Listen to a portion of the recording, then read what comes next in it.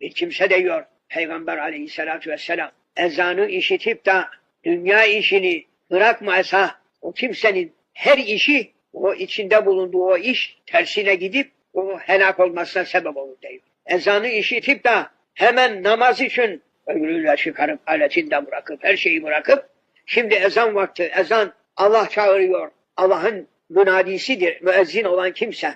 Müezzin Allah adına kulları ibadete davet eden kimsedir. Onun için müezzinlik şereflidir. Binaenaleyh hemen o işi orada bırakıp gelmese o kimse Allah'ın gazabı olur. Nerede olursa olsun gırda bayırda ezan vakti oldu. Dur ezan oku. Namazı eda et. Şehirde, işinde, gücünde ezan-ı Muhammed'i işitildi. Dur.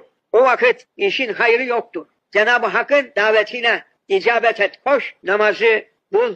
Oraya bak levhalar vardı. Şimdi kapalı diyor. Üstüne yaz. Bir iş için yakında yarım saate kadar açılır diyerekten de bir yazı yaz altına. Kapalı levhasını koy. Çek kapını git. İşitilen yerde ezan işitildiği vakitinde ona icabet et. Bak bakalım senin işin nasıl ilerler.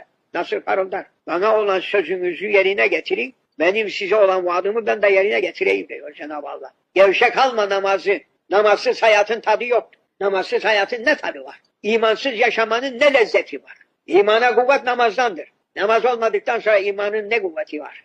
Hiç.